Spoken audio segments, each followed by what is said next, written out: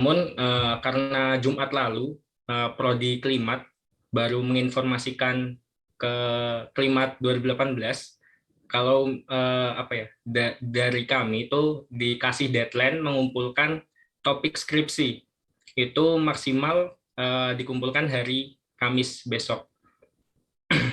Nah akhirnya eh, ya dengan mendadak gitu ya untuk acara ini bisa terlaksana.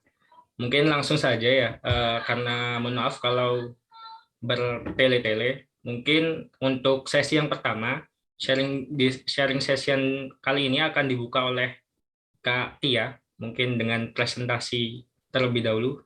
Dipersilahkan untuk Kak Tia. Baik, terima kasih untuk Irfan. Assalamualaikum warahmatullahi wabarakatuh. Terima kasih. Warahmatullahi wabarakatuh. Terima kasih buat waktunya, buat adik-adik juga ya. Terima kasih sudah datang juga di sini. Sebenarnya ini acaranya santai aja sih, karena kemarin kamu bilang cuman kayak tanya jawab aja gitu kan. Terus mungkin belajar dari tahun kemarin ya, jadi kayak Mbak Ayuna tuh juga pernah ngadain sharing session kayak gini sama kita angkatan 2017. Itu sebelum pemilihan Dosbing apa ya, atau sudah saya lupa. Nah di sini sebenarnya PPT yang saya pakai ini juga punya Mbak Ayuna, cuman ada sedikit modif dari saya sendiri karena sudah melakukannya melakukan skripsi itu, jadi ada sedikit perubahan lah. Saya share screen langsung ya. Siapa? Masih belum diizinkan sama hostnya. Oh ya, mohon maaf Pak, saya atur dulu Pak.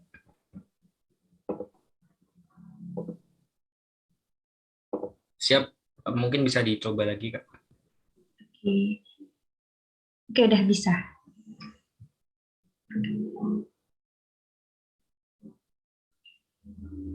Share screen-nya kelihatan nggak? Belum Kak. Siap sudah. Belum. Oh, udah.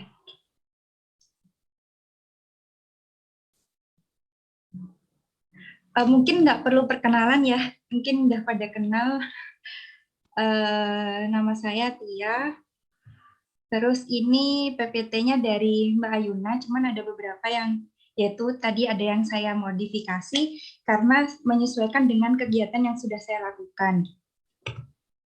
Untuk outline yang pertama, kita akan membahas mengenai proposal dan skripsi itu bedanya apa aja, terus bagaimana menyusun proposal, kemudian bagaimana menyusun skripsi, dosen pembimbing, kemudian tips dan triknya.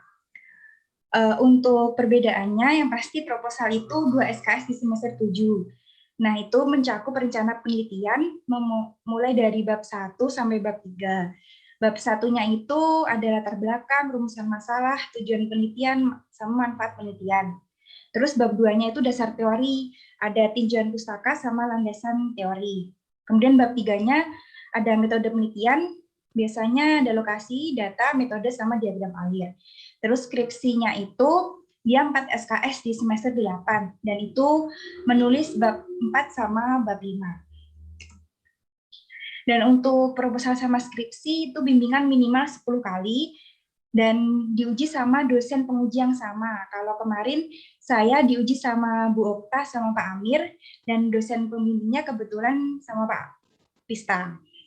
Terus tenggang pengerjaannya itu selama 1 semester. Jadi untuk proposal 1 semester dan skripsi 1 semester. Untuk bagaimana menyusun proposal. Kalau untuk saya sendiri yang pertama pasti kita akan memilih topik ya. Nah di sini memilih topik itu kalau saya pribadi pilihlah topik yang memang menarik untuk kalian gitu. Karena skripsi ini apa ya? Itu kan tulisan kalian sendiri. Nah, dosen pembimbing itu juga hanya membantu, tapi sepenuhnya sebenarnya juga kalian yang menyusun. Jadi pilihlah topik yang memang membuat kalian tertarik gitu. Walaupun pasti nanti ada masa di mana kalian tuh males banget. Nah, kalau itu masih sesuatu yang kalian sukai, pasti kan nanti ada apa ya, kayak ada keinginan buat lebih mengerjakan. Kemudian membuat rencana sesuai kemampuan kamu. Nah, di sini menurut saya timeline itu penting banget. Kalau kemarin waktu bimbingan sama Pak Rista itu tiap minggu selalu dikasih deadline. Entah satu minggu atau 2 minggu itu latar belakang harus selesai, terus minggu depannya lagi rumusan masalah harus selesai gitu. Jadi walaupun nanti semisal dosen pembimbing tidak memberikan deadline seperti itu, kalau bisa kalian juga harus memberikan deadline buat diri sendiri. Karena itu penting banget. Terus habis itu buat alur penelitianmu terlebih dahulu sebelum nulis. Jadi kayak alur penelitiannya tuh apa aja, gimana, gitu. Kayak pengumpulan data, atau mau metode yang gimana, atau biasanya kalau nyusun bab 1 itu ada yang dari rumusan masalah dulu, atau dari latar belakang dulu, kayak gitu. Jadi setiap orang tuh beda-beda. Terus baca pedoman baik-baik. Nah, pedoman ini kan pasti dikasih kan. Jadi untuk ada pedoman dari STMKG, itu mulai dari cara nulis tabel gimana, tabelnya tuh yang benar tuh yang gimana, marginnya kayak gimana, terus penulisannya juga gimana, itu semua ada di pedoman. Jadi itu harus dibaca baik-baik gitu, karena kadang hal-hal kecil seperti itu juga buat komentar dari dosen penguji. Terus pastikan data penelitian sudah tersedia. Nah, ini sebenarnya tergantung pembimbingnya ya, tapi akan lebih tenang jika data penelitian itu udah dipegang sebelum sidang proposal. Kalau saya kemarin alhamdulillah udah pegang data penelitian sebelum sidang. Jadi di proposalnya itu ada kayak tabel kelengkapan dan itu benar-benar murni data yang saya pegang gitu kan. Nanti ada di bab 3 itu ada data kelengkapan. Tabel buat kelengkapan datanya. Nah, itu berapa persen yang data yang digunakan itu yang sudah dipegang itu berapa persen gitu.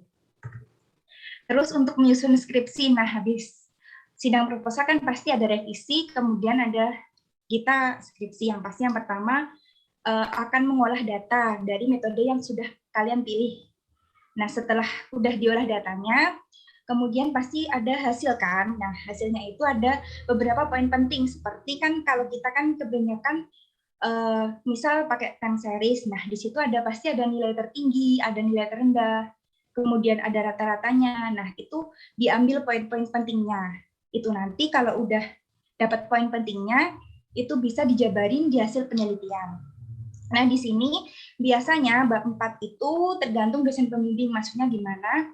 Ada hasil sama pembahasan itu dijadikan satu.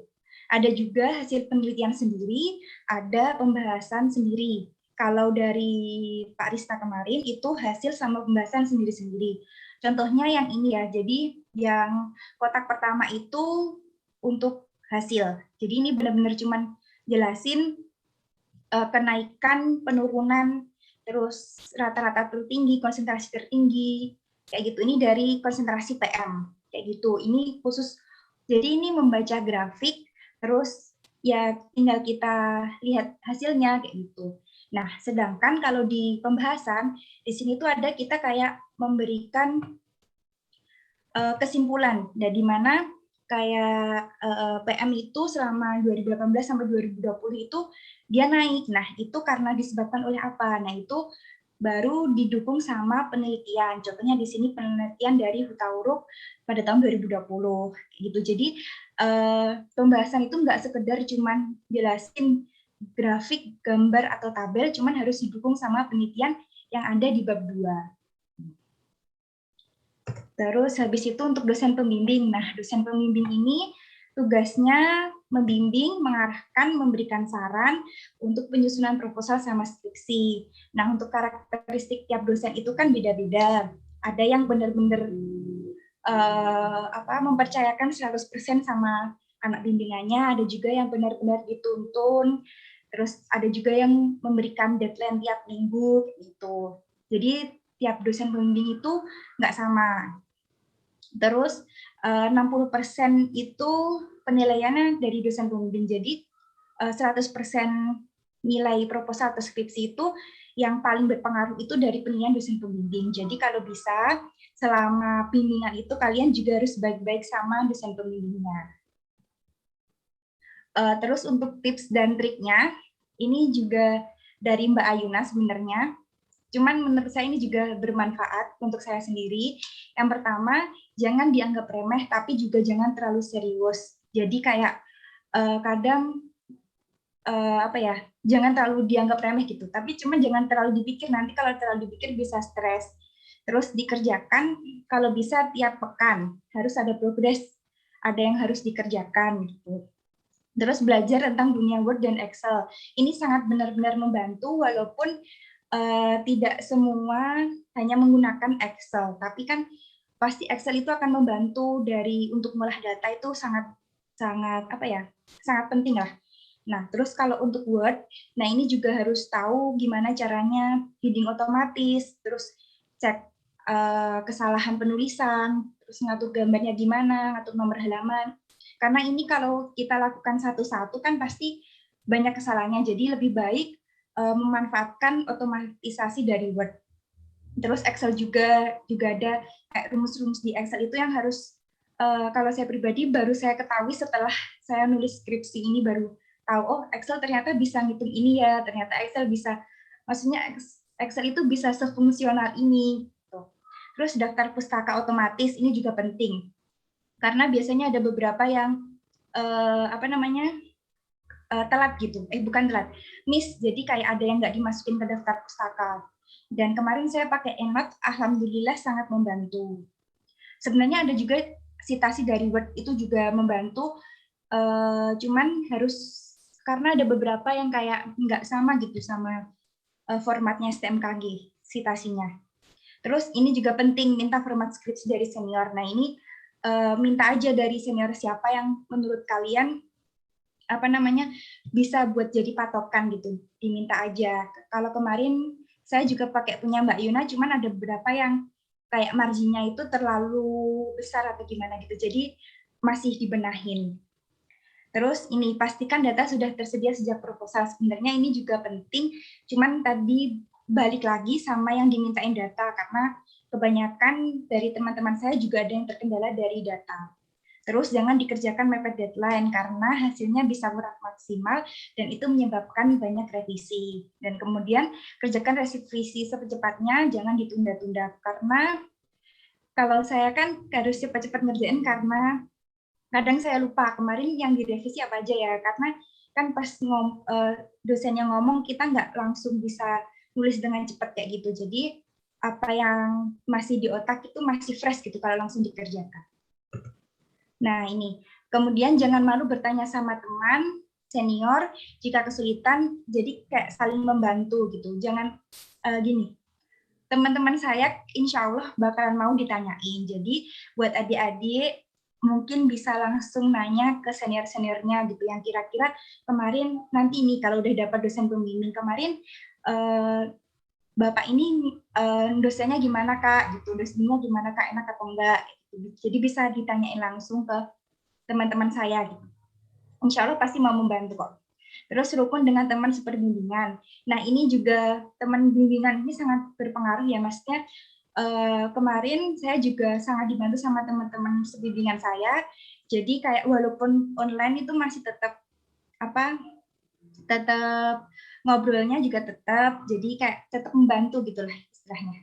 Terus saling cek hasil tulisan dengan teman ini juga, ini biasanya dilakuin sama teman sebimbingannya. Ada kurang ini, ada kurang ini.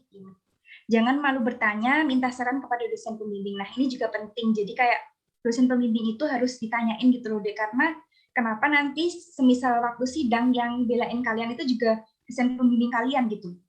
Jadi harus mau nanya gitu sama dosennya. Terus progresnya kayak gimana gitu, nggak harus ditanyain sama dosennya, tapi kita ngomong, Pak saya sudah sampai sini kayak gitu. Karena bapaknya kan lebih suka kayak gitu, kayak kita ngomong sendiri progres kita, kemajuan kita kayak gimana. Terus jalin hubungan baik dengan dosen pembimbing, chat yang sopan, terus aktif jika ditanya. Nah ini mengumpulkan tugas tepat waktu kayak ini, biar nanti bapaknya tuh bantu kita juga enak gitu. Terus untuk saat presentasi ini waktunya cuma 15 menit. Kalau kemarin kita disuruh kumpulin video, tapi ternyata waktu sidang juga disuruh presentasi lagi, dan itu ya paling enggak hanya 15 menit. Terus presentasinya tuh jangan kopas dari tulisan kalian ya, emang harus ada poin-poin tertentu yang dimunculkan dan harus ada yang kayak improvisasi gitu. Terus hindari banyak animasi di teks, bikin presentasi yang paling menarik, nanti bisa bikin nilai kalian tambah. Kemudian siapkan celah yang mungkin kemungkinan ditanyakan. Jadi kayak jangan bikin presentasi yang sempurna biar dosennya itu kayak ini harus ada yang dikurangi nih. Nah, di situ nanti mungkin dosennya bisa nanya kayak gitu. Jadi kayak kita yang nyiapin celah biar kita tahu nanti jawabannya kayak gimana. Nah, udah. Itu presentasi dari saya, kurang lebihnya mohon maaf ya, Dek. Saya kembalikan ke Irfan, mungkin bisa dilanjutkan. Terima kasih. Makasih Kak Tia, banyak informasi baru ya yang kami dapat. Mungkin selanjutnya itu sesi diskusi atau tanya jawab. Nah, di sini teman-teman bisa aktif ya untuk bertanya, santai aja, mungkin jangan terlalu tegang juga. Terus juga mungkin saya awali dulu ya, mungkin untuk bertanya. Kan dari Kak, kan dari 2018 itu untuk besok Kamis kan ada deadline pengumpulan topik skripsi. Nah, dari kami itu dimintai 4 topik Kak. Jadi bukan 1 Kak, jadi 4. Nah, nantinya dari kami masih belum paham sih Kak terkait alurnya seperti apa. Apakah nantinya dari 4 itu kami memilih 1 atau dipilihkan seperti itu dari dosen terkait. Kemudian juga untuk bimbingan juga nanti apakah juga dipilihkan gitu Kak. Nah, sedangkan kan di form itu kan ada kita memilih dosen gitu Kak. Cuman kan dari kami nggak mungkin semua dapat dosen yang sama, sedangkan sampai selama kita pendidikan kan udah tahu gitu Kak karakter masing-masing dosen, mana dosen yang sekiranya enak nih, akhirnya banyak yang milih kan Kak. Nah, nanti mungkin dari kakak-kakak juga apakah ada tips gitu Kak, sekiranya nanti dapat dosen yang dari cara mengajarnya mungkin atau mungkin tidak pernah membimbing Kak gitu. Apakah ada solusi lain untuk agar kita tuh bisa tetap optimal gitu mengerjakan skripsinya Kak? Mungkin bisa dijawab Kak, salah satu perwakilan dulu. Siapa nih? Tia? Tamu, silakan. Tamu aja, tamu. Nanti tambahin ya kalau kurang. Kalau dari pengalaman kami kayaknya nggak ada milih dosen ya. Cuman milih tema doang. Jadi kami ngajuin 4 tema juga sama kayak kalian. Tapi itu dari prioritas. Prioritas pertama, kedua, ketiga, keempat. Jadi kalian itu maunya apa gitu. Temanya. Misalkan kalian mau meneliti tentang kualitas udara.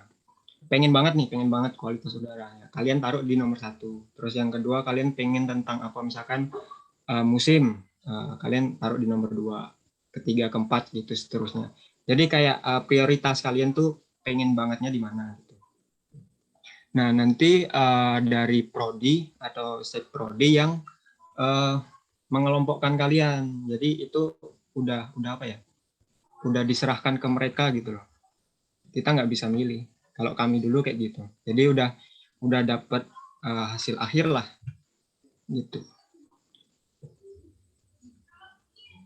Kalau tips trik untuk memilih dosen, ya nggak tahu kami ya. Soalnya kami udah nerima jadi, kami udah dapat dosen siapa yang membimbing kami gitu. Ya itu nanti kedepannya kalau misalkan dapat dosen yang sekiranya malas, mohon maaf ya aku ngomongnya straightforward aja. Kalau dapat dosen yang sekiranya malas, ya kita yang harus aktif gitu. Kita yang harus kejar dia terus gitu. Soalnya pengalaman kan aku dapat Pak Suwandi nih. Pengalaman 2 tahun itu ternyata beda. Waktu beliau membimbing kelompoknya Mas Gilang, beliau agak gimana ya? Aduh, mau ngomong males juga. Pokoknya gitulah, pokoknya. Beliau agak kayak gitu. Jadi waktu membimbing itu kita butuh 10 bimbingan dan dia jarang bimbingan. Jadi hasilnya sebulan sebelum ujian itu mereka bimbingan terus-menerus. Nah, waktu di tahun aku, jadi aku yang ngejar beliau. Jadi kayak diingetin tiap minggu, Pak, minggu ini bimbingan apa enggak, minggu ini bimbingan apa enggak. Jadi enggak, beliau itu keinget terus gitu loh. Jadi emang trik-trikan kita aja sih. Gitu. Dari aku sih gitu. Mungkin ada tambahan dari teman-teman yang lain, boleh? Mungkin nambahin ya, Dik. Jadi sebenarnya kalau mau milih dosen itu juga apa ya? Emang di tahun kita nggak bisa karena nggak ada pilihan dosen kayak form kalian mungkin ya. Nah, tapi kalau semisal nih kemarin bentar. Oh ya, kemarin kan emang pengen saya pribadi kan emang ada pengen kecondongan ke Pak Rista gitu. Nah, kira-kira apa sih yang biasanya Pak Rista pegang gitu? Dari bimbingan sebelum-sebelumnya tuh apa? Ternyata tentang kualitas udara gitu. Jadi prioritas pertama saya kemarin untuk milih topik itu adalah KU. Gitu. Tapi bukan berarti nanti setiap kalian milih prioritas pertama KU terus dapat Pak Rista juga belum tentu gitu. Karena ada juga dosen yang ada ahli di bidang KU juga selain Pak Rista. Cuman biasanya nanti dosen pembimbing keduanya itu Pak Rista gitu. Jadi mungkin tips dan triknya itu ya itu lihat dosennya biasanya bimbing tentang topik apa gitu. Itu sih. Tuh. Oh ya, nambahin nih dari pernyataan Tia tadi, nanti jangan sampai kejebak sama pernyataan Tia ya, nanti kalian pengen, aduh aku pengen Bu Okta tentang apa ya, kebakaran hutan nih. Oh ya udah aku masukin prioritas pertama kebakaran hutan. Terus tapi kalian sendiri nggak ngerti Pak kebakaran hutan, jadi kayak ngejebak diri kalian sendiri gitu. Tahu-taunya nggak dapet sama Bu Okta, nah udah bunuh diri namanya. Jadi tetap apa ya yang kalian suka aja. Kalau tentang dosen pembimbing sih ya nomor 2, nomor 3 lah.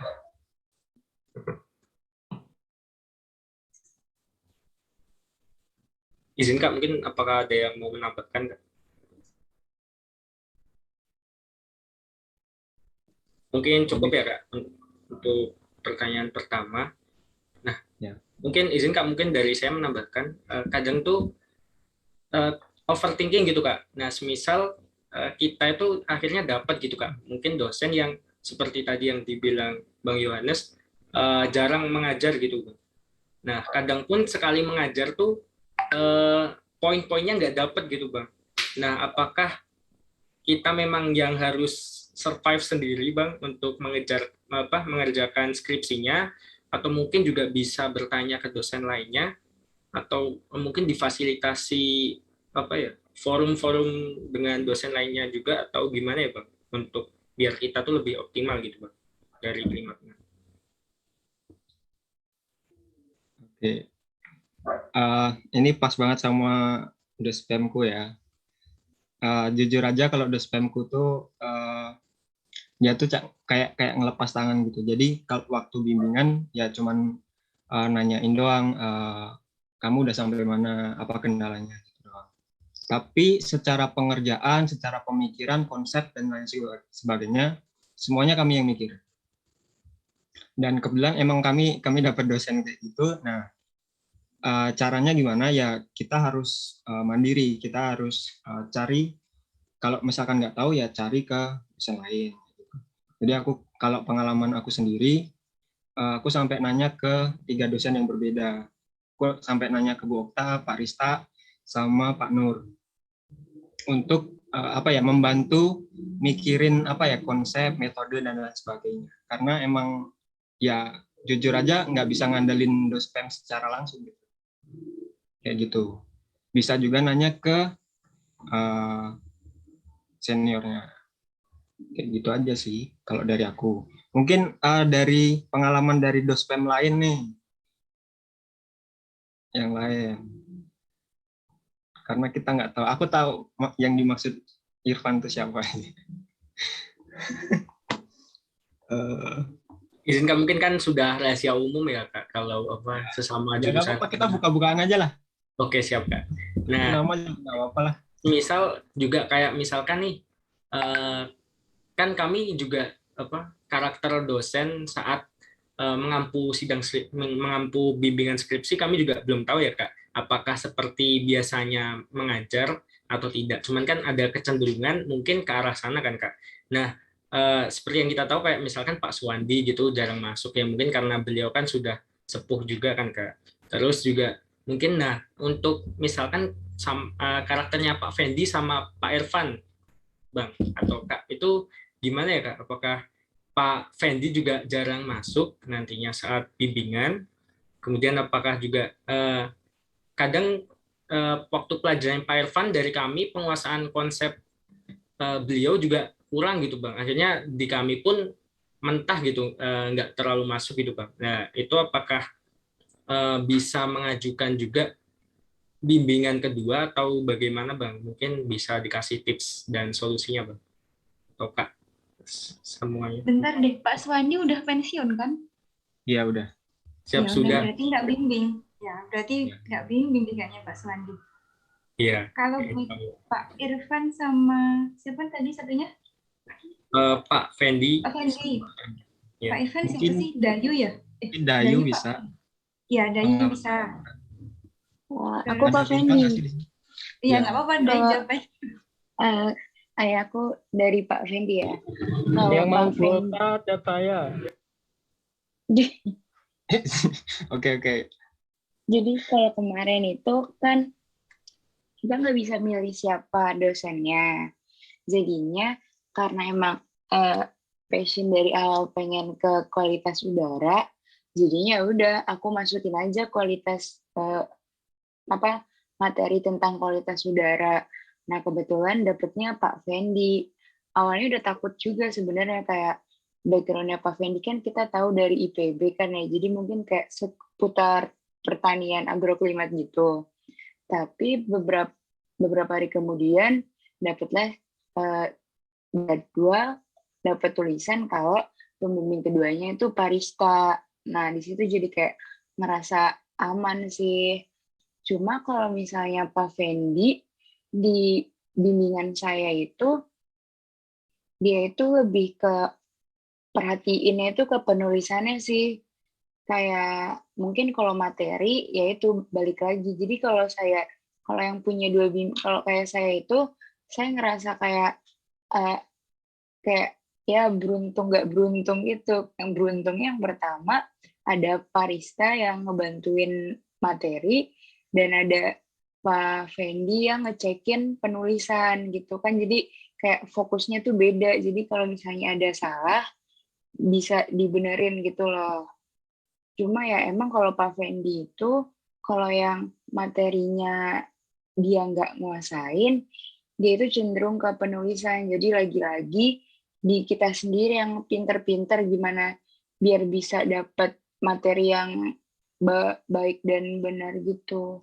Cuma kalau dari Pak Fendi sih, menurut saya dia jadi dosbing udah bagus kok, nggak cuek, nggak ninggalin gitu. Dia juga sering nanya perkembangan anak bimbingannya kayak gimana tuh.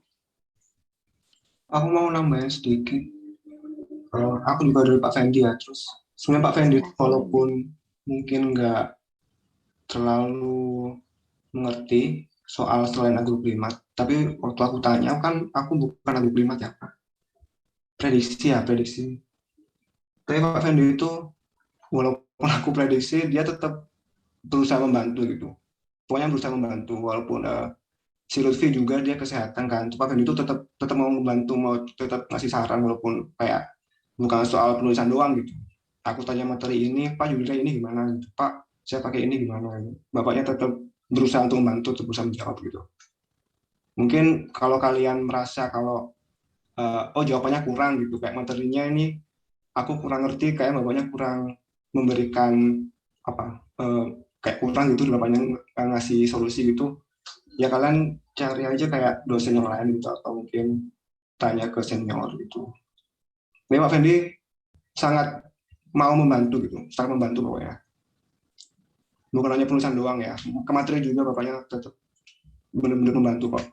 Bapaknya juga enak gitu, walaupun nggak dijawab, biasanya langsung dijawab sih gitu. Kalau nggak dijawab teksnya itu mungkin besoknya itu langsung jawab pokoknya. Pokoknya bapaknya selalu ngejawab. Kalau diri doang tuh cuma sekali doang aku diri doang. Itu bapaknya lagi sibuk. Udah, makasih. Nah, gitu. Kalau Pak Irfan nggak ada ya perwakilannya? Bintang. Nggak ada bintang ya? Nggak ada, Willy nggak ada. Nanti mungkin bisa nanya ya kalau udah dapat Pak Irfan, bisa nanya ke, kalau angkatan saya ada Bintang, Willy sama Mbak Adi. Ya, Pak. Nah, makasih Kak. Ini banyak apa ya? Informasi baru gitu, Kak. Kan kalau misalkan Pak Fendi waktu ngajar secara langsung kan jarang masuk ya, Kak. Nah, ternyata berbeda nih saat bimbingan. Nah, mungkin mengurangi overthinking dari kami gitu, Kak, kalau nantinya dapat dosen bimbingan beliau gitu. Nah, mungkin tadi apa dari Kak EMX Moon. Nah, itu Pak Munawar itu berarti tahun lalu itu terakhir ya, Kak? Berarti untuk tahun ini tuh nggak membimbing lagi atau bagaimana, Kak? Mohon izin. Nah, jadi kan bapaknya tuh lagi banyak kerjaan. Jadi akmit juga, akmit. Terus juga di BMKG bapaknya banyak kerjaan. Jadi bapaknya nggak bisa kontrol bimbingannya gitu. Nah, di tahun kami aja bapaknya untuk proposal belum pernah pertemuan Zoom. Kami cuman dari WA aja sih bimbingannya. Terus kalau skripsi kemarin sempat beberapa kali sih di akhir-akhir seperti 2 minggu, sekitar 2 minggu, seminggu tuh kami ada Zoom sekitar 3 kali kalau tidak salah. Tapi ada enaknya sih kayak kalau kayak gitu. Nah, kalau kalian sudah punya konsepnya, sudah tahu apa yang bakal dikerjain, bapaknya tinggal ACC aja. Tapi susahnya itu kalau kalian nggak tahu apa yang bakal dikerjain, kalian nggak bakal bisa dapat bimbingan dari bapaknya gitu. Itu aja sih.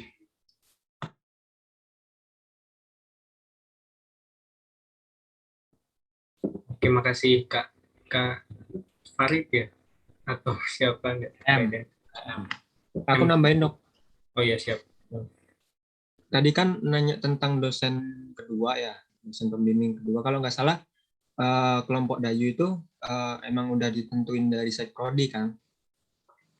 Ya nggak? Iya, jadi kayak aku dapat bukan dari Simas, dari mana? Kayaknya dari Pak Irfan deh. Kan Pak Irfan selaku koordinator yang ketarunanya, dia ngasih kayak list gitu, nama sama pembimbingnya siapa. Ternyata aku punya pembimbing 2, Pak Rista. Tuh. Ya, Aku nggak gitu. minta sih. Kita nggak ada yang minta. Kalau memang kalian mungkin kesulitan dengan dosen pembimbing 1, bisa ambil dosen pembimbing bayangan lah. Kalau memang nggak dapet dosen pembimbing 2 ya, bayangan tuh kayak ya pengalamanku, bayanganku, dosen pembimbing bayanganku ada 3 gitu. Ya chat aja gitu. Itu berarti ada yang apa pembimbing 2 itu otomatis ya, Bang? Tuh, Kak. Berarti kalau yang bayangan tuh kita hanya permintaan tolong gitu, tapi nanti nggak dilampirkan saat penandatanganan gitu atau seperti apa? Yes. Benar. Kalau dosen pembimbing 2 yang resmi dari prodi, ya itu emang harus dilampirkan di dalam penandatanganan. Kalau misalkan kita cuma minta tolong doang, ya nggak perlu, nggak apa-apa. Cuman kasih ke kata pengantar nggak apa-apa.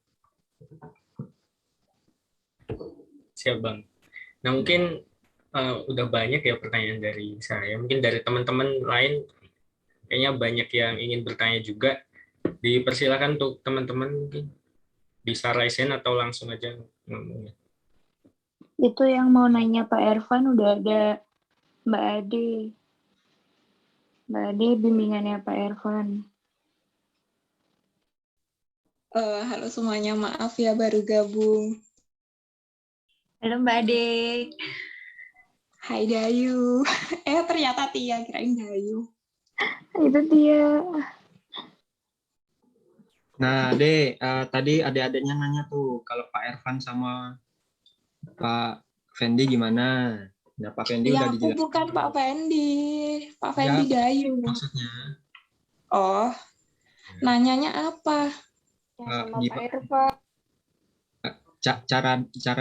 cara bimbing dia gimana? Pak Irfan tuh enak sih, tapi agak nggak on time bapaknya. Kayak waktunya susah. Kedengeran nggak suaraku?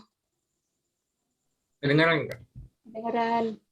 Nah, waktunya susah. Terus kayak kalau bapaknya lagi on fire tuh kayak emang bener-bener dibimbing. Terus konsep bimbingannya kalau Pak Irfan itu lebih ke konsep. Jadi nanyain kita mikirnya gimana gitu loh. Terus abis ini kalian mau ngapain? Jadi kayak struktural yang tentang penulisan dan lain-lain tuh nggak dibahas sama bapaknya. Kayak lebih bapaknya tanya kita mikirnya gimana. Kayak nanti takutnya kalau kita udah apa sih kayak punya rencana tapi kayak nggak tahu gitu loh jalannya gimana. Nah bapaknya tuh nanya jalannya tuh kalian gimana. Terus kan punya aku kan ada Willy. Nah Willy itu kebetulan dia skripsinya tuh kayak relate banget sama hal yang Pak Irfan tuh agak concern. Nah kalau sama Willy tuh bapaknya tuh lebih diperhatikan gitu loh, sama apa ya, enak kok bapaknya kalau kasih saran ya kasih saran, kalau kasih masukan kayak relate gitu kok, enak pokoknya. Tapi ya itu agak susah dihubungi sama nggak on time. Nah, izin Kak, mungkin kalau tadi semisal untuk penguasaan konsep Kak. Nah, kalau misalkan tadi kan beliau ada yang apa mungkin kurang relate gitu dari bidang beliau. Nah, itu berarti dari beliau menyarankan bagaimana ya Kak? Terus atau dari kitanya itu bertanya ke dosen lain atau seperti apa Kak? Eh, apa ya, kalau Pak Irfan sendiri itu menurut aku sendiri ya kan, aku ambilnya itu agak ngolah yang statistika gitu kan. Nah, bapaknya tuh pertamanya tuh aku nilai mungkin nggak terlalu engah gitu loh sama yang aku teliti. Nah, waktu akhir-akhir tuh kayak bapaknya belajar juga gitu loh, Dek. Jadi kayak hasil yang aku olah tuh diminta terus dianalisis bapaknya, terus kayak kita tuh bimbingan sendiri-sendiri, terus ditanyain ini gini gimana kamu ngolahnya, jadi dipastiin bener-bener kita tuh bener ngolah datanya. Kalau Pak Irfan kebanyakan gitu sih, bintang kemarin juga kayak gitu. Jadi nggak usah khawatir kalau misalnya nih dapat Pak Irfan terus bapaknya nih kayak nggak relate nih sama yang aku tulis, kayak dikerjain aja kayak sebisanya dulu. Sama kalau ada kayak apa sih kayak bingung atau apa tuh nanya bapaknya nggak apa-apa ya, walaupun nggak dijawab tapi at least kita nanya dan syukur-syukur dijawab. Kayak pasti tuh kalau skripsi tuh ya nggak usah takut, pasti ada jalan aja gitu kalau kalian rajin-rajin. Kayak nanti nanya seniornya banyak, Kak Tia bisa ditanya, Dayu juga bisa, EM kemarin ambil kayak energi terbarukan, Tomo juga skripsinya bisa ditanyain bagus, kayak nggak usah khawatir lah.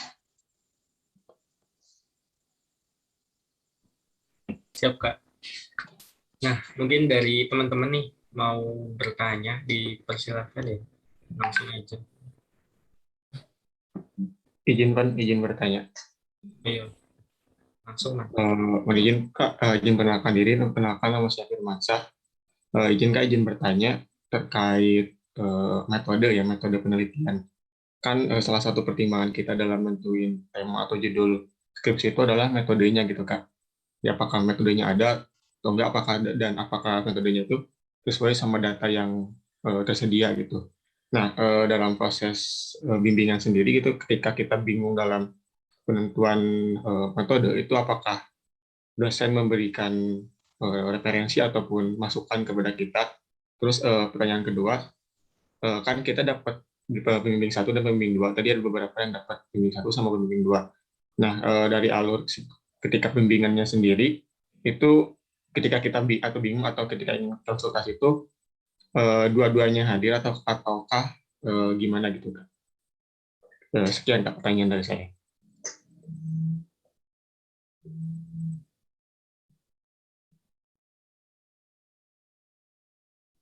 Baik, mungkin aku jawab dulu ya. Jadi kalau untuk metode, ini karena aku pembimbingnya cuma satu, jadi kalau untuk pembimbing 1-2 mungkin bisa tanya ke teman-temanku yang lain. Nah, ini aku jawab masalah metode. Jadi setelah penentuan topik, itu kan kita di situ belum dapat judul nih. Terus habis itu adalah pertemuan sama dosen pembimbing pertama kali mesti. Itu di situ kita akan memilih judul dan metode yang mau digunakan. Nah, kemarin waktu sama Pak Rista, saya sendiri tuh baru 2 atau sampai 3 kali bimbingan tuh baru ketemu judulnya, mau pakai metode apa gitu. Nah, kalau Pak Rista tuh di sini gini, Pak Rista kan paling concern sama WRF kan. Nah, di sini kita berempat itu sama Pak Rista bilang maksimal yang pakai WRF itu 3 orang gitu. Karena kalau semuanya pakai WRF saya pusing gitu, bapaknya bilang gitu. Akhirnya 3 orang teman aku itu semuanya pakai WRF dan cuman aku aja yang bukan pakai WRF.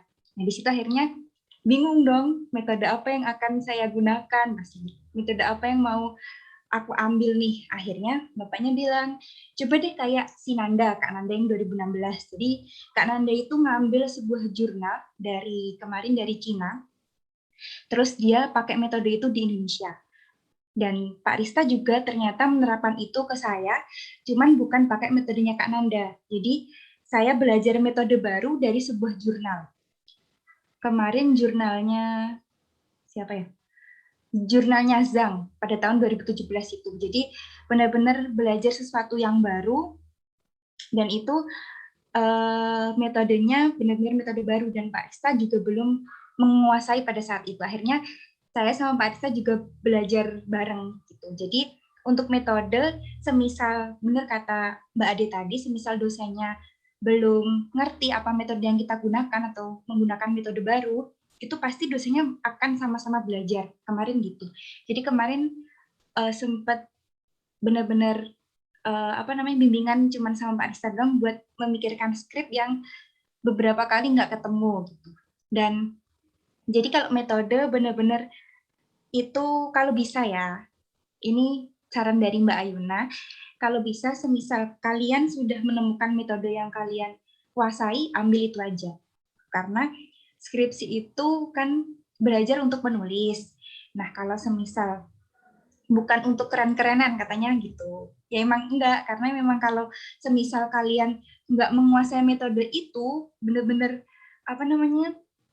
pusing gitu loh. Maksudnya ini gimana ya, ini gimana ya. Kemarin bener-bener saya stuck 1 bulan buat nyari skrip itu. Bener-bener kayak, ya Allah ini kayak gimana gitu. Akhirnya alhamdulillah Pak Rista membantu, jadi kayak belajar bersama. Terus apalagi ya? Nah, ini sebenarnya tergantung kalian sih kalau milih metode. Kalau semisal kalian mampu atau mudah untuk menerima sesuatu metode yang baru atau mempelajari suatu metode yang baru, kalian mampu dengan cepat gitu, silakan ambil metode baru. Gitu. Nggak apa-apa. Kayak saya kan sebenarnya bukan tipe orang yang cepat mempelajari sesuatu, bukan. Cuman saya ini suka tantangan gitu loh. Jadi kayak ya udah ambil aja. Kalau saya kemarin jadi kayak nekat-nekatan sih sebenarnya kemarin ambil metode itu. Cuman alhamdulillah selesai. Jadi sebenarnya tergantung kalian masalah metode ini. Itu sih kalau aku gitu. Kalau untuk dosen 1-2 saya nggak bisa jawab karena saya cuma dosen pembimbingnya 1.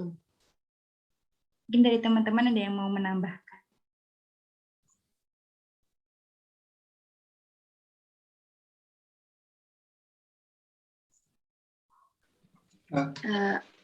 Aku deh perwakilan dosen 1-2-nya ya. Tentang ditambahin Mbak Ade ya. Jadi kalau saya sendiri kan saya itu ngambilnya WRF juga. Jadi awalnya tuh dari Mbak Ayuna juga saya tuh belajar kalau nentuin tema itu harus yang dari hati karena nanti ke depannya itu skripsi kan kita yang ngerjain sendiri nih. Kayak ya bisa dibantu sama orang, cuma semuanya itu isi dari diri kamu.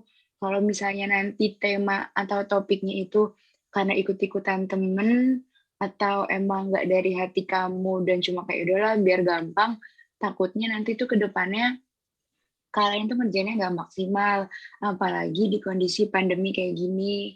Kalau misalnya takutnya nanti kayak ada sesi di mana kalian nyalain diri kalian sendiri, kayak harusnya tuh gue nggak milih ini kemarin, harusnya tuh gue nggak usah ngikutin ini kemarin. Takutnya ada kayak gitu kalau misalnya kalian itu milih tema nggak dari hati kalian. Nah, kalau saya tuh kekeh dari awal tuh emang pengen kualitas udara, meskipun pembimbing pertama saya itu Pak Fendi. Sebelum saya tahu saya punya pembimbing kedua.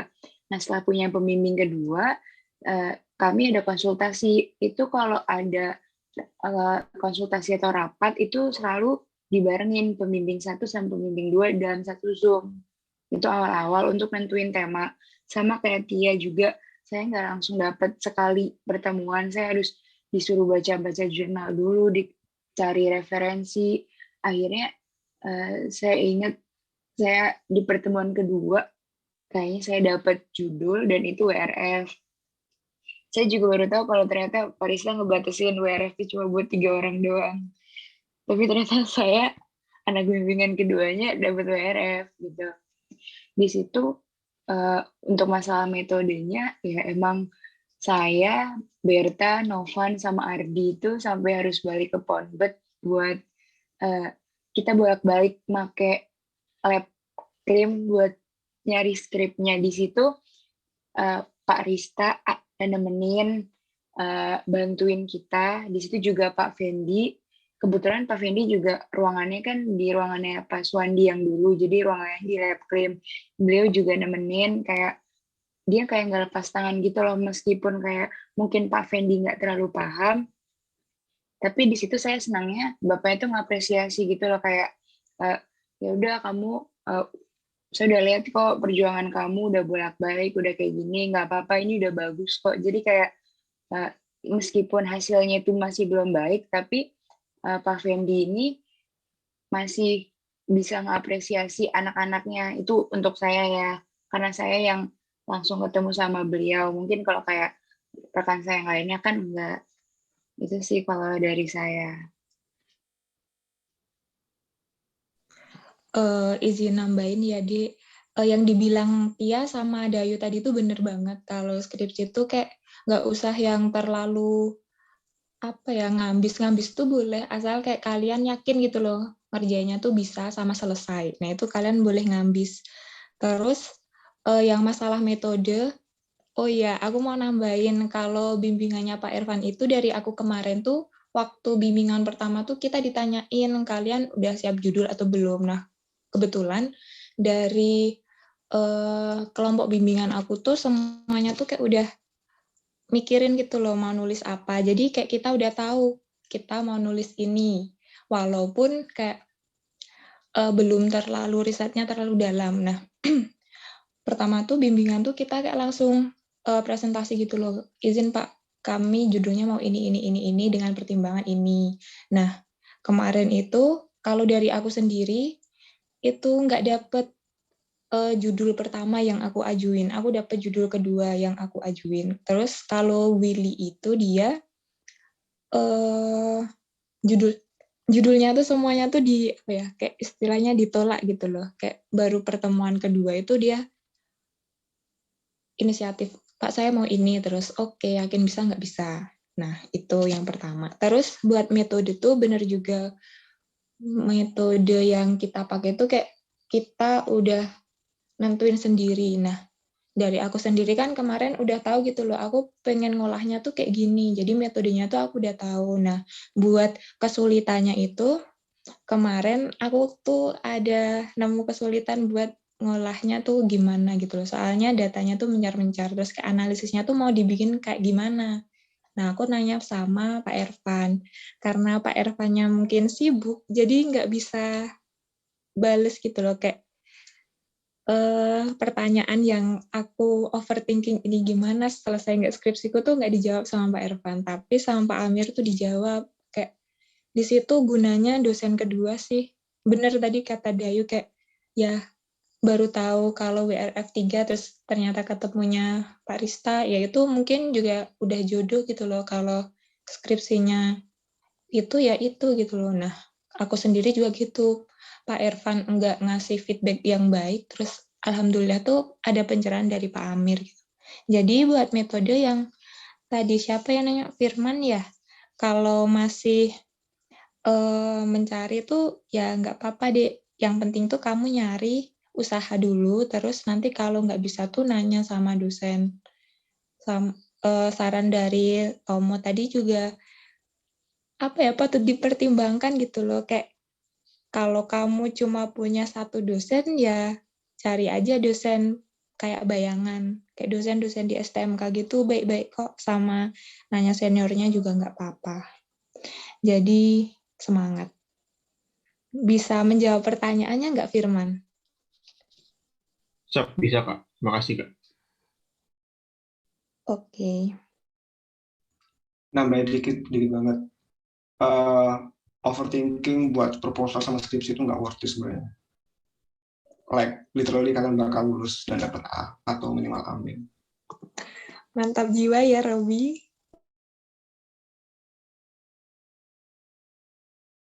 Siap Bang.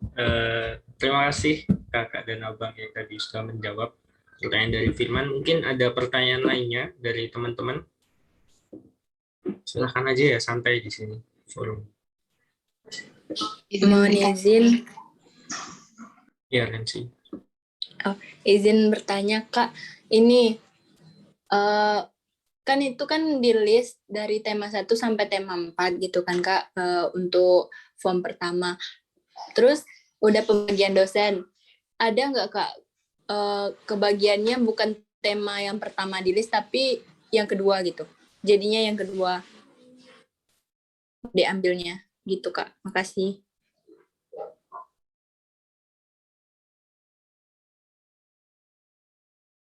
Kayaknya ada sih. Ada nggak sih, Mo? Kayaknya ada deh.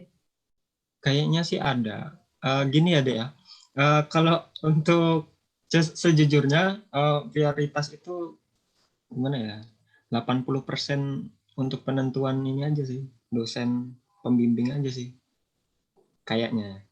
Nah, setelah itu kalian baru pusing tuh, habis dapat dosen pembimbing tuh pusing kalian. Judulnya apa ya? Nah, disitulah berubah-ubah prioritasnya tadi. Gitu sih. Kebanyakan gitu. Ada kok, ada. Cuman nggak tahu, mungkin ada teman-teman di sini mau sharing. Izin mau nambahin. Kalau menurut saya sih itu topik itu cuman untuk nentuin kalian bakal dapat pembimbingnya siapa gitu. Nanti setelah itu kalian bakal diskusi lagi sama pembimbing yang bakal kalian tulis. Nanti juga tergantung pembimbing sih. Kalau karena saya sama Pak Munawar yang nggak terlalu perhatian, jadi bapaknya cuma ACC aja sih. Kebetulan saya di minggu keempat atau kelima baru nemu judul gitu. Itu aja beda jauh dari topik yang saya tulis. Gitu aja pengalaman dari saya.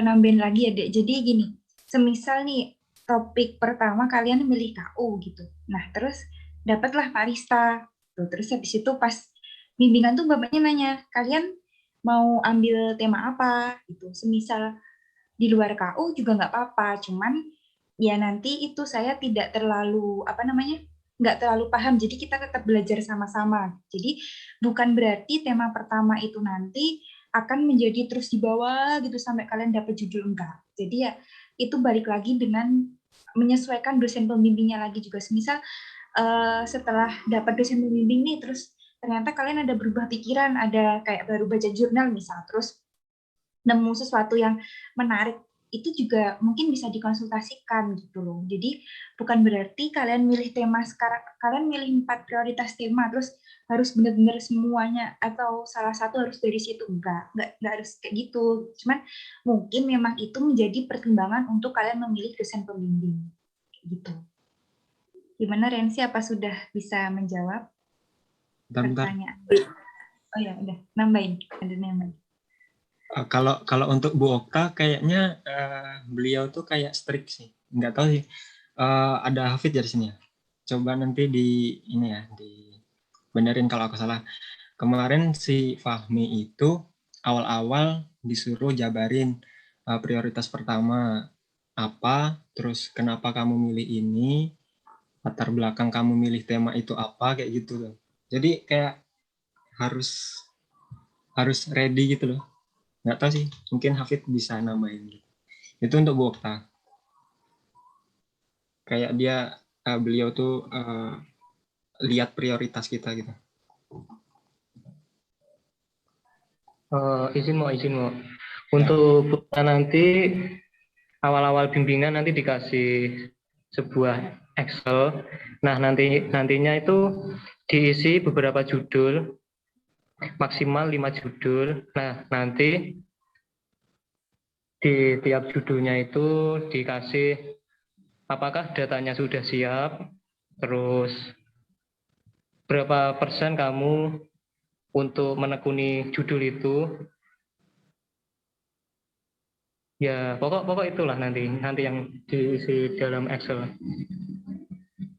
Jadi nanti kalau semisal prioritasnya lebih dari ada yang diisi 100%, mungkin Bu Okta langsung setuju aja yang 100% itu. Ya, mungkin itu aja sih yang bisa aku sampaikan. Pokok awal-awal nanti dikasih Excel. Terus Excelnya itu nanti diisi beberapa judul yang mungkin kalian akan tekuni. Terus nanti diisi berapa prioritasnya, kesiapan untuk menulis judul itu, terus apakah data-datanya udah siap kalian cari. Udah itu aja. Mungkin Lulut, aku tadi lihat Lulut masuk sini, bisa menambahkan.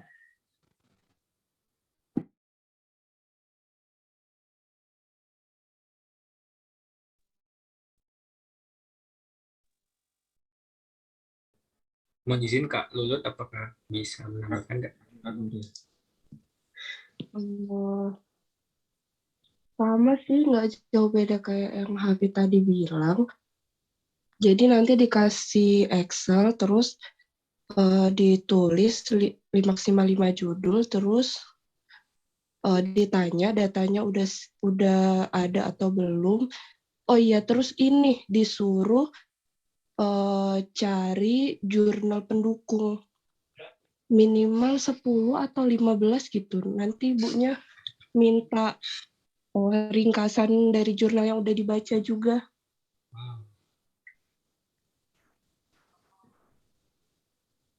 Udah sih itu aja. Paling nanti ibunya nanya, kamu kenapa milih judul ini? Terus kalau udah siap semua sih pasti langsung disetujuin. Nah, gitu.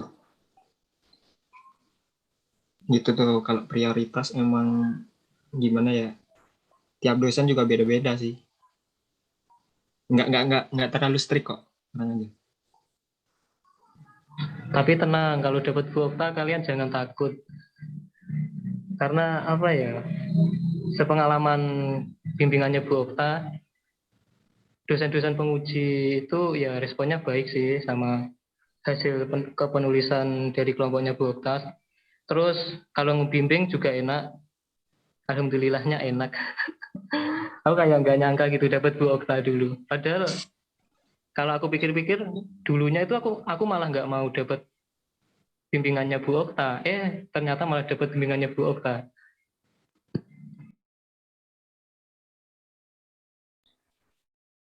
Siap, Bang. Mungkin dari teman-teman juga akhirnya nggak overthinking lagi ya. Misalkan nanti dapat bimbingannya Bu Okta. Mungkin dari yang lainnya, teman-teman apakah ada yang mau tanya?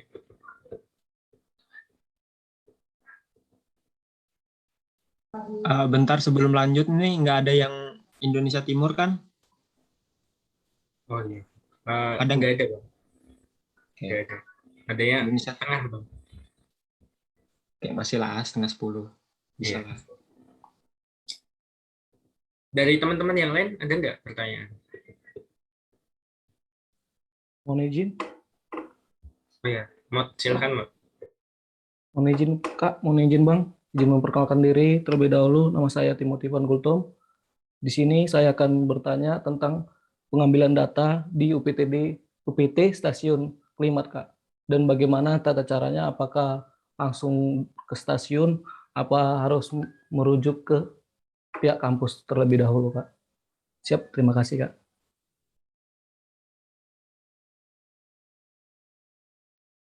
Pertanyaan yang sangat bagus. Buat data nanti dari kampus ada sebuah form, terus nanti kayak kalian ngisi gitu loh, ngisi surat-suratnya, bukan surat, ngisi kayak ada template-nya sendiri gitu. Permohonan data 0 rupiah. Jadi itu nanti dikasih dari ketarunaan itu nanti dikasih kayak sebuah jarkom, ada link buat download template-nya. Terus habis itu diisilah template-nya.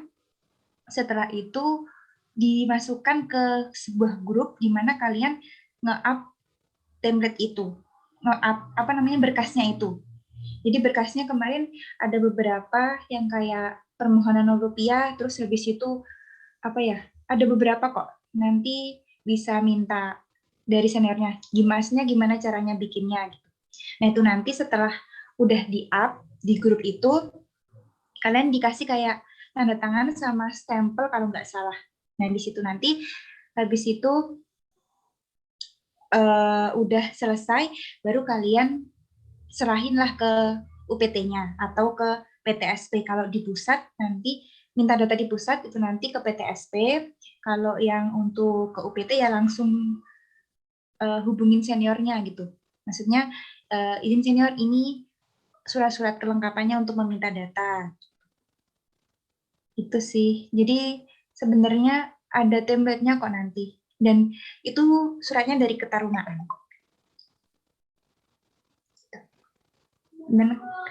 Gimana Dek? Udah menjawab belum? Terima kasih, Kak. Jadi jangan, ya itu tuh nambahin. Oh, udah. Pokoknya gini, kalau waktu proposal, sebelum ujian proposal tuh usahakan datanya udah ready, udah kalian temuin gitu. Karena pengalaman 2016 ada yang dia belum dapat data, jadi setelah proposal disetujui malah datanya nggak bisa diambil. Jadi terpaksa sekali dia itu ke kabupatennya langsung, harus ke sana langsung gitu. Karena emang waktu mintanya susah, karena apalagi masa pandemi gini ya, jadi susah banget waktu ngajuin data kayak gitu. Bakalan lama responnya gitu. Jadi waktu sebelum ujian proposal tuh diusahakan udah nunggu datanya. Kayak gitu. Terus kalaupun data-data klimat itu sebenarnya mudah sih kalau kalian bisa akses ke database, enak sih itu. Kalau aku kemarin BMKG Soft. Aku kemarin juga sebagian ngambil di situ, tapi sebagian besar aku ngambilnya dari Pak Nuryadi. Enak kalau dapat pembimbingnya Pak Nuryadi. Datanya udah dibantuin lah. Itu aku mau nambahin dong dikit aja. Kalau dari saya sendiri kemarin itu minta sama senior. Jadi kebetulan seniornya itu udah punya datanya lengkap, dia 1 tahun.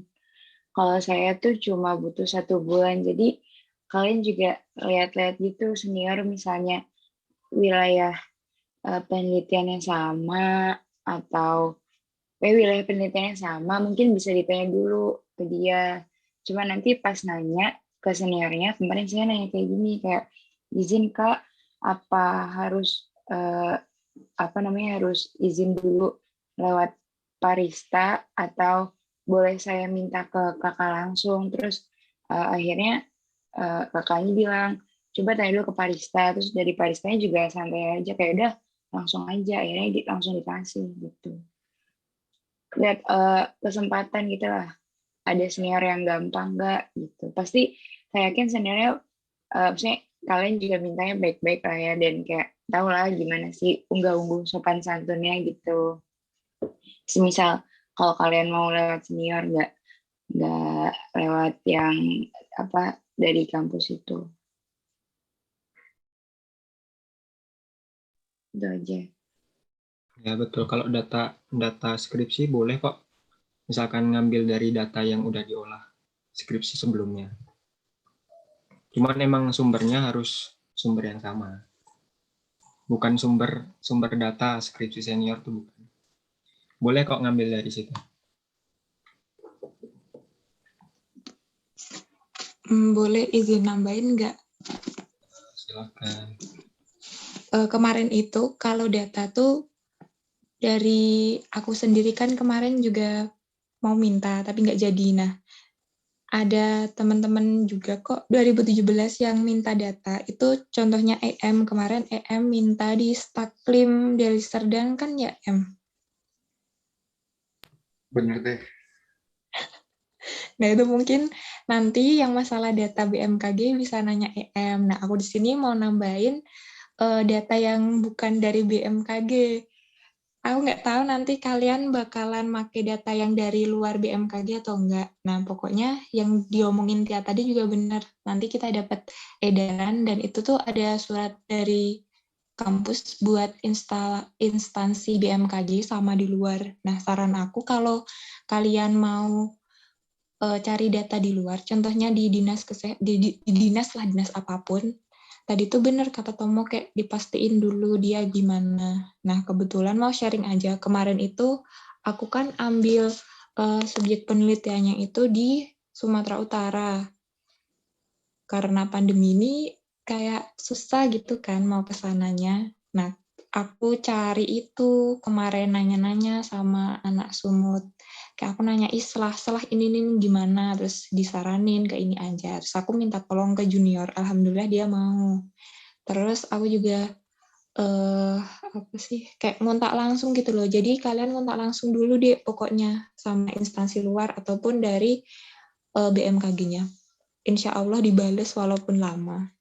Nah, kalau kalian mau cepet ya pergunakan fasilitas yang ada, kayak koneksi-koneksinya dipakai ya, walaupun kalian nggak kenal sama senior atau junior tuh, menurut aku insya Allah ada jalan kok kalau emang kalian niat. Kayak minta tolong aja nggak apa-apa. Kalau mau dibantuin ya alhamdulillah, kalau enggak ya berarti kalian harus lebih semangat.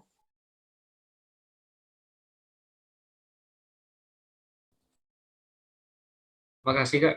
Mungkin apakah ada yang mau nambahin lagi Kak?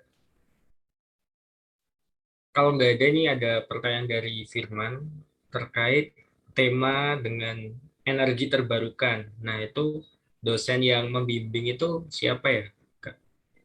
Mungkin bisa dijawab, Kak. Siapa aja bisa lah kalau ini ya. Kayaknya ya. Iya. Iya, cuman kemarin kita dapat pelajaran energi terbarukan dari Pak Nuryadi ya, Mo? Iya. Oh ya. Nuryadi sangat semangat kalau untuk energi terbarukan sih menurut, karena jarang soalnya senior yang ambil energi terbarukan juga. Cuman kayaknya semua dosen sama deh kalau sama misalnya. Bisa deh Bisa. kalau energi terbarukan. Itu EM itu dapat Pak ini. Pak Mun. Nah, izin menjawab. Jadi awalnya tuh saya belum kepikiran soal tema itu. Soalnya tahu itu pas di semester 7 sama Pak Nuryadi kalau nggak salah. Nah, jadi saya dipilih sama Pak Munawar itu karena bukan topik itu sebenarnya. Jadi jalan di minggu keempat kuliah, baru saya fix bakal nulis itu. Jadi seperti itu. Ya, semuanya bisa. Nah, berarti random ya, Kak? Ya. Asal kamu niat dan ngerti aja sih. Bisa, selesai. Kayaknya Firman udah bersemangat nih, udah tahu tema yang harus diambil. Mungkin yang lain, ini ada pertanyaan, Bang.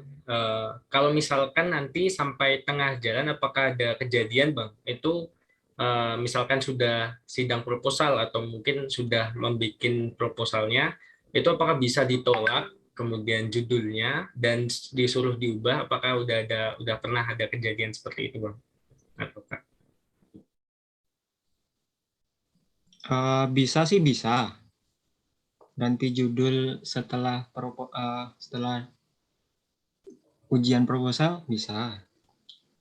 Yang penting kalau yang seingat aku dikasih tahu Mbak Ayuna tuh, ya kalian harus yakin sama judul kalian gitu. Kalian harus apa ya? Meyakinkan dosen kalian bahwa ya kalian udah bisa gitu. Udah bisa ngerjain itu gitu. Kalau pengalaman prodi kita ada nggak ya? Kayaknya nggak ada ya. Yang ganti judul? Iya, Kak. Kalau ganti judul. Kalau instrumentasi dulu ada, kemarin angkatan kami ada yang ganti judul. Ada kok. Setelah ada. sidang skripsi malah ganti judul. Oh, ganti judul, Nes? Enggak kan? Oh, bukan, Gibran. Jadi dia itu gini. Nah, jadi dia tuh ganti judul karena menurut dia itu metode yang dia pakai tuh nggak cocok buat daerahnya. Jadi setelah dia diskusi sama dosen lain tuh dia ganti judulnya. Metodenya juga ganti. Gitu. Tapi enggak berubah banyak. Itu pas sudah selesai sidang proposal, deket-deket mau sidang skripsi. Yang penting kita bisa tahu. Lanjut dulu. Udah.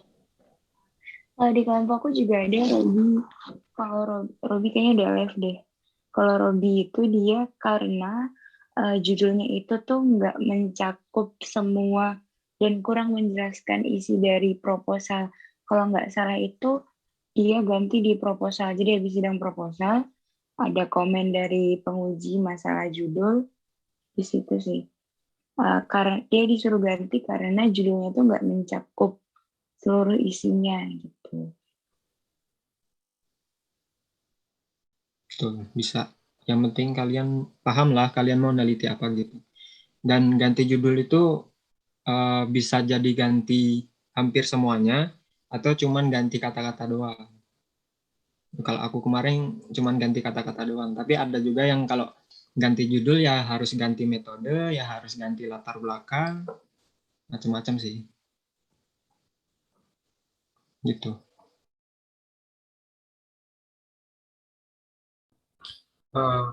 Mungkin udah ya untuk yang ganti judul ternyata ada selama ini. Mungkin dari teman-teman ada yang mau tanya lagi nggak ya?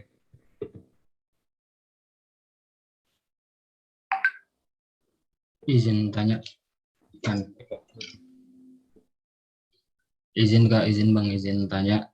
Sebelumnya izin memperkenalkan diri, nama saya Lutfi Aditya.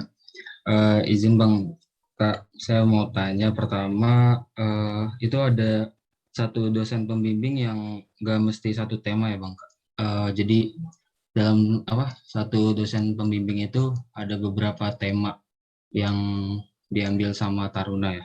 Terus kedua, kalau untuk sampai ke judul skripsi itu biasanya, misalkan kan biasanya kita lihat-lihat dari skripsi senior kan pasti. Terus misalkan kita tertarik nih tentang salah satu tema atau judul skripsi dari senior.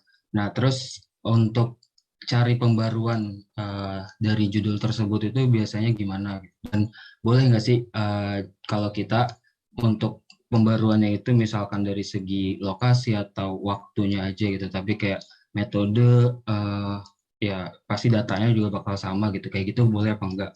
Terus tadi udah disebutin terkait judul diganti itu. Pertama, kalau misalkan judul itu diganti pas bimbingan atau sampai sidang proposal, tadi juga disebutin sebenarnya, itu masih bisa diganti berarti ya Bang Kak?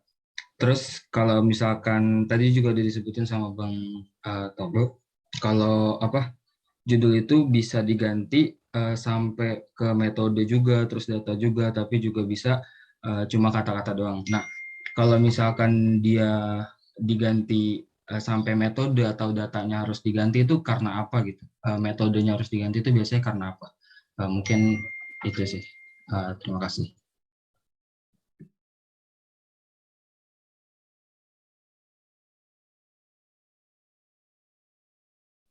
Buset, panjang banget. Nah, pertanyaan pertama tadi apa sampai lupa loh.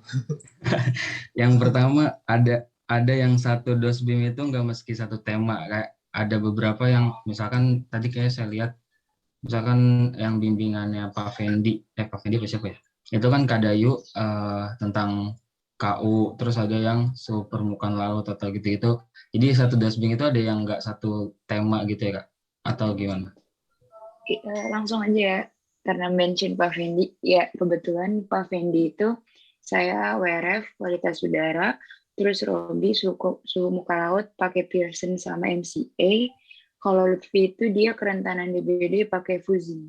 Jadi kayak emang yang kelompoknya Pak Fendi ini rada nano-nano gitu.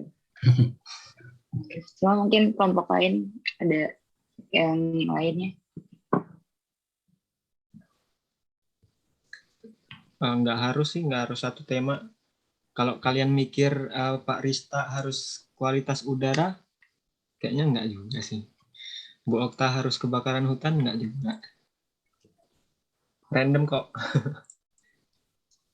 Oke, makasih Bang Kak. Iya. Terus untuk yang pertanyaan kedua tadi yang tentang pembaharuan kalau mau judul dari skripsi senior gitu, tips and tricks atau gimana caranya? Pembaruannya. Coba yang lain yang pernah dibimbing nih, karena aku nggak merasa dibimbing. Nanti jawabannya Dengan gitu dong, dipercayakan 100%. Ini sih, kalau kemarin tuh aku dapat pembaharuan itu dari senior. Jadi itu aku misalnya nih mau metode ini, aku diskusi sama kakaknya, Kak pengen metode ini nih, gimana ya? Tapi nanti masa sama, maksudnya kayak takut gitu, adalah overthinkingnya dikit. Nanti sama atau udah ada yang bikin gimana gitu. Terus kakaknya tuh nyaranin, oh ya udah kamu bikin kayak gini aja Nes, gimana? Bisa diskusi ke senior itu. Biasanya mereka masih punya ide-ide yang nggak bisa mereka realisasiin gitu loh. Itu sih. Siap Kak, makasih Kak. Kalau dari saya kemarin pengalamannya, jadi sama Pak Rizda tuh ditanya gini, kamu mau kualitas udara? Iya, coba kamu bikin mind map yang mempengaruhi kualitas udara itu apaan. Nah, yang lagi concern sekarang ini tuh apa? Ini saya milih kebakaran hutan. Kan kebakaran hutan tuh udah banyak di 2015 ya. Terus coba cari yang baru itu apa? Akhirnya mungkin dari skripnya atau wilayahnya atau variabel pembandingnya gitu. Terus juga kalau dari permodelan sih ya, itu yang bisa paling gampang diperbarukan ya mungkin di skrip-skripnya itu gitu. Itu sih dari saya. Makasih ya. Mungkin menambahkan ya, jadi semisal kalau mau pembaruan itu kebanyakan dosen memperbolehkan. Cuman semisal kalian pembaruan dari senior A gitu. Nah, deskripsi kalian itu harus dicantumkan bukan referensi, kayak daftar pustakanya gitu, kayak dari skripsi siapa gitu. Karena kemarin waktu proposal kan terbuka kan, maksudnya kalian juga bisa lihat, kami pun juga bisa lihat. Nah, itu ada waktu kemarin bimbingan Pak Nuryadi kalau nggak salah, nah itu pas pengujinya Pak Rista. Nah, bapaknya bilang, kayaknya saya pernah baca ini deh. Tuh, Pak Rista bilang gitu, udah dimasukin belum ke daftar pustaka gitu. Kalau udah dimasukin ya nggak masalah, Pak Rista bilang gitu. Jadi kayak selama dicantumkan sepertinya itu tidak masalah. Jadi kayak bukan plagiat gitu loh, Dek. Jadi walaupun kalian mencontoh metodenya, cuman kalian tetap memberikan kayak di daftar pustaka tuh tetap ada gitu. Jadi kayak bukan plagiat, karena setiap wilayah itu walaupun dengan metode yang sama, cuman kan karakteristiknya beda-beda. Nah, itu kayak udah bisa jadi penelitian yang baru gitu. Jadi nggak apa-apa sih menurut aku. Ya, kalau pembaruan emang banyak aspek yang bisa diperbarui sih. Kayak lokasi mau dibedain bisa. Metode kalian punya kalian mungkin lihat skripsi senior terus kalian lihat jurnal lain ada metode yang bagus nih, kira-kira bisa dimasukin nggak ya ke skripsi senior ini. Nah, itu bisa juga jadi pembaruan, atau periode datanya beda, itu juga bisa jadi pembaruan. Atau kalian punya dua metode mau kalian mix, kayaknya bakal jadi bagus nih. Nah, itu bisa juga. Gitu sih. Yang plagiat itu yang sama persis. Kalau misalkan kalian udah bedain, udah bukan plagiat lagi sih. Gitu. Siap Bang. Terima kasih Bang. Izin Bang, tadi satu lagi yang tadi Bang Tomo bilang soal metode, soal judul. Kalau tadi kan dibilang bisa dirubah dari datanya atau metodenya. Nah, itu biasanya karena apa gitu? Pas sidang masih bisa diubah terkait judulnya itu. Biasanya nggak bisa kurang menjelaskan kah atau bagaimana? Ya, faktornya macam-macam sih. Biasanya sih di pertengahan jalan ya ganti judul kayak gitu.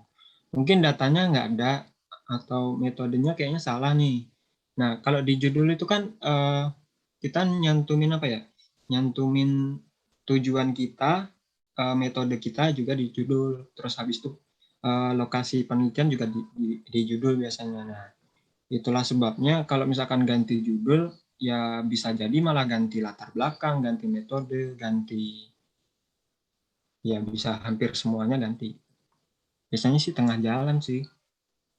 Kalaupun habis sidang, itu mungkin karena dari penguji ada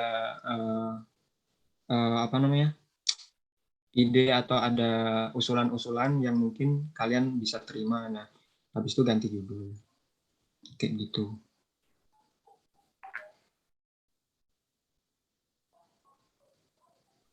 Siap Bang. Jelas nggak sih? Siap. Terima kasih Bang. Terima kasih Kak. Masih ada lu atau udah? Udah. Mungkin dari teman-teman yang lain apakah masih ada ya? Cek. Siap Mas. Ya, Ada ini nggak yang nyampein tentang apa tuh aplikasi citasi itu? Udah ada nggak tadi? tadi disampaikan sama Tia, tapi cuman sekilas doang sih. Oh, aku mau nambahin aja sih dari sisi teknis, apa sih manfaat yang dipakai buat aplikasi citasi itu? Soalnya aku pas pakai aplikasi citasi itu kayak EndNote, Mendeley, dan lain-lain tuh manfaat banget gitu loh. Apalagi kan di masa pandemi gini nih, kita nggak bisa ke perpus, otomatis semuanya serba online kan. Dan agak bengek lagi. Aku mau nunjukin nih apa sih manfaat yang bisa kalian dapat kalau pakai aplikasi citasi itu. Ini aku izin share screen ya. Siap, Mas. Soalnya aku ngerasa sangat bantu banget gitu loh. Iya.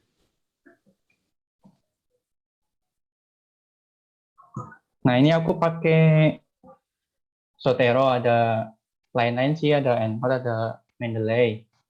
Nah, untuk Zotero tuh kayak gini. Ini kalian bisa bikin kayak perpus gitu loh di laptop kalian. Misal untuk tema, beberapa tema tuh kayak ENSO, ini aku kumpulin di sini. Misal iklim NTT aku kumpul di sini, kayak di sini. Nah, terus kita bisa kaitin nih sama filenya juga. Misal ini, kita klik bisa langsung kebuka gitu. Jadi nggak usah repot-repot lagi kita nyarinya. Terus kalau kita mau nyari sesuatu kayak misal punyanya si Wati, kita ketik aja Wati gitu, ntar keluar. Pokoknya kita pernah ngutip jurnal apa, dikaitin aja ke sini gitu. Misal tentang peta itu, nah ntar diklik aja. Intinya bantu banget sih kalau kita nggak usah khawatir tentang daftar pustaka juga. Misal ngetik kayak gini, terus punyanya siapa itu kan. Punyanya Supari misal. Supari, terus punyanya si Arum, kayak gini kan. Nah, ntar klik aja. Di situ kalau daftar pustakanya kita tinggal klik aja, nggak usah repot-repot mikir yang udah masuk siapa, yang belum siapa itu. Nah, langsung keluar. Itu aja sih yang pengen aku bagi. Kayaknya cukup membantu ya buat inventaris jurnal-jurnal kalian yang udah dibaca tuh apa aja, masukin aja ke aplikasi citasi. Kayak gitu. Makasih. Makasih Mas Fatur ya, sangat membantu sih, karena kalau saya sendiri ya pribadi ya Mas, itu kadang kan di Mendeley kadang nggak ada tuh, misalkan jurnal yang dimasukin kadang nggak ada, akhirnya manual gitu, dan kalau banyak akhirnya repot sendiri. Mungkin nanti bisa jadi juga bantuan buat teman-teman yang lain juga. Mungkin dari teman-teman yang lain, apakah ada pertanyaan lagi? Mungkin aku menambahkan dari Fatur tadi ya, emang benar. Siap. Kalau untuk aplikasi buat daftar pusaka memang penting. Nah, kalau semisal saya kemarin pakai EndNote kan, jadi kalau di EndNote itu kalian tinggal download aja citasinya dari Google Scholar, itu ada kok. Jadi kayak download, nanti bisa langsung ada pilihannya mau download pakai EndNote atau mau download pakai Mendeley juga kayaknya ada deh. Jadi bisa langsung ke download gitu, terus nanti bisa langsung dibuka di EndNote-nya juga bisa. Terus kalau EndNote kemarin bisa mungkin di punyanya si Fatur mungkin tadi juga bisa. Jadi kayak menyesuaikan untuk citasi yang digunakan di STMKG. Jadi kayak kan biasanya namanya dibalik kayak gitu, itu bisa kita sesuaikan.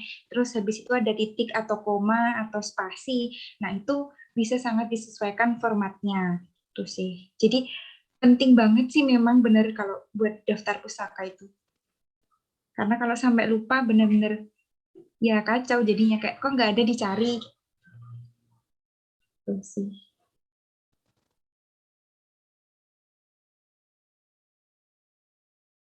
Terima kasih Kak Tia tadi masukannya. Dari kelima 18 kayaknya udah nggak ada pertanyaan lagi Kak. Mungkin dari kakak-kakak apakah ada masukan tambahan informasi atau mungkin mau bercerita pengalaman juga dipersilakan. Apakah ada? Aku ya mungkin izin ya Pan ya. Mungkin sebelum terlalu malam dan mungkin nggak ada pertanyaan lagi, aku mau, kan ini hari Kamis mau ini ya deadline ya. Gimana sih nyari judul atau tema gitu. Nah, kalau pengalaman aku, gimana sih nentuin judul atau tema? Yang jelas yang pertama itu cari masalahnya dulu aja sih. Masalahnya tuh apa? Masalah itu macam-macam, kayak kondisi yang tidak sesuai dengan kenyataan itu udah jadi masalah. Kalau contoh dari aku tuh, aku lihat dari skripsinya Bu Okta. Bu Okta itu kan penjalaran monsun ya. Nah, tapi masalahnya kita nggak tahu nih penjalaran musim di skala zona musim di Pulau Jawa itu kayak gimana. Nah, itu jadi masalah. Itu masalah yang aku lihat. Habis itu tentuin tujuannya. Tujuannya tuh buat apa? Ya, untuk mengetahui tadi masalah tadi. Tujuan dari penelitian itu macam-macam. Ada yang untuk menguak sesuatu, untuk mengetahui sesuatu, atau untuk menemukan sesuatu. Jadi kayak gitu, masalah sama tujuan itu udah ditentuin di awal. Habis itu baru deh susun latar belakangnya apa. Kalau aku sih kayak gitu. Jadi dari awal nentuin tema udah yakin gitu loh, udah mantap kayak gitu. Jadi nanti waktu sudah dapat dosen pembimbing tinggal tentuin aja judulnya. Kalau pengalaman aku kayak gitu. Terus tadi juga udah di-mention di depan bahwa skripsi itu emang bukan suatu kompetisi. Skripsi itu adalah kompetisi dengan diri kalian sendiri. Oke, bukan dengan orang lain. Jadi kalau kalian mau keren-kerenan itu salah, itu bukan tempatnya skripsi. Jadi emang skripsi itu untuk ya kalian latihan nulis aja. Kalau emang kalian udah paham tentang sesuatu, mungkin kalian mau bikin modeling atau segala macam, nggak apa-apa. Yang penting kalian paham, kalian ngerti, yakin bahwa itu akan selesai. Apa? kalaupun emang judul kalian kok judul aku cukup banget ya nggak masalah, emang siapa yang mau peduliin sih gitu. Yang penting kalian selesai gitu aja, skripsi itu selesai. Itu. Terus habis itu kalau susunan proposal atau skripsi mungkin tiap dosen pembimbing beda ya. Mungkin kalian terlalu strict dengan pedoman penulisan dari STMKG, tapi ternyata dosen pembimbing sama dosen pengujinya lain gitu. Jadi kemarin pengalaman kami udah sesuaikan dengan pedoman, tapi ternyata dosen penguji sama dosen pembimbingnya tidak sesuai sama sama dengan pedoman tadi. Jadi disesuaikan aja sama dosen pembimbing atau pengujinya. Terus habis itu jangan terlalu bodoh amat sama temennya. Walaupun emang ini kompetisi dengan diri kalian sendiri, tapi jangan juga ngelupain temennya. Apalagi teman perbimbingan itu harus tetap dikontrol. Jangan sampai mereka hilang kontak, nggak pernah bimbingan, atau ya nggak tahu mereka minggat kemana, terus kalian nggak tahu. Jadi tetap dikontrol teman-temannya gitu ya. Habis itu tadi waktu si Robi bilang ya untuk overthinking tentang skripsi itu nggak penting, ya emang sih. Walaupun kalian udah dapat garansi bahwa skripsi dapat amin atau A, ya tetap harus dikerjakan dengan maksimal. Jangan sampai kalian males-malesan, kerjain biasa aja lah, nanti toh dapat A minus atau A gitu. Ya jangan kayak gitu, tetap harus dikerjakan dengan maksimal. Dari aku closernya kayak gitu aja. Terima kasih. Aku mau nambahin ya. Siap. Dikit aja. Lanjutin dari Tomo yang masalah ini balik ke masalah awal ya buat adik-adik semua. Bukan maksud saya menggurui atau gimana. Kalau emang skripsi tema topik itu harus dari hati kalian. Jangan ikut temen atau kayak si ini ikutin gitu. Tapi sebenarnya dalam hati kalian tuh kalian masih ngeganjel sama tema itu. Karena yang ngejalanin tema itu nantinya kalian. Dan kan kondisi lagi kayak gini, untuk mengurangi adanya nyalahin diri sendiri atau nyalahin pihak lain gitu loh. Jadi pilihlah tema dengan bijak gitu. Kayak saya kemarin tuh tadinya disuruh ke pertanian. Cuma karena saya bilang, izin Pak, saya maunya kualitas udara. Dan dengan saya menjelaskan apa yang saya jelasin sekarang ini ke kalian. Karena saya takut nanti endingnya saya nggak pengen pertanian, saya nyalahin Bapak atau saya nyalahin teman saya gitu. Akhirnya Bapak itu ngerti, kayak, oh ya udah kalau emang mau kamu kayak gitu. Dan sampai hari ini pun, meskipun saya harus bolak-balik kampus, saya nggak nyesel gitu loh. Saya milih itu karena emang itu dari hati saya. Terus yang kedua, skripsi emang bukan buat ajang lomba gitu, meskipun halaman kalian nanti sedikit, ya udah biarin aja gitu, kayak skripsi bukan banyak-banyakan halaman gitu. Kayak terus yang kedua, jangan buang-buang waktu. Pengalaman saya di proposal tuh saya cepat gitu. Saya mungkin sebulan lebih itu udah selesai nulis. Cuma di skripsi, karena mungkin kayak ke bawah suasana tinggal ngolah data, saya tuh mepet banget. Nah, makanya saya pesan ke kalian, gunain waktu semaksimal mungkin gitu di awal-awal. Biar nanti kalau misalnya ada perubahan metode atau harus nambahin ini, kalian gak keteteran banget. Terus sama yang terakhir, rajin baca jurnal. Kalau misalnya nanti tema yang kalian pilih itu masih sedikit di Indo, mau nggak mau kalian harus cari jurnal internasional.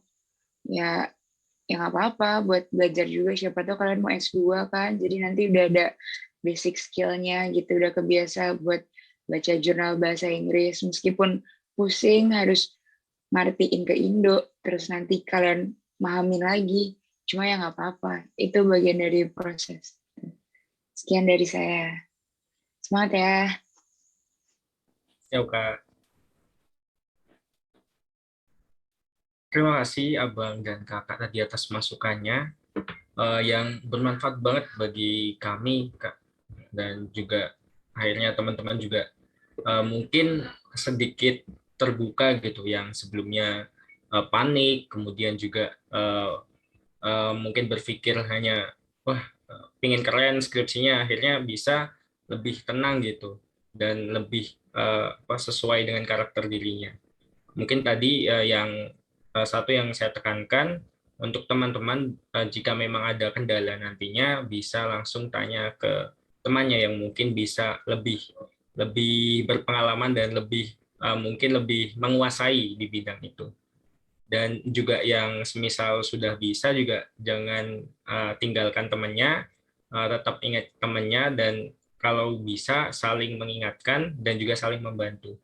Mungkin itu closing statement dari saya.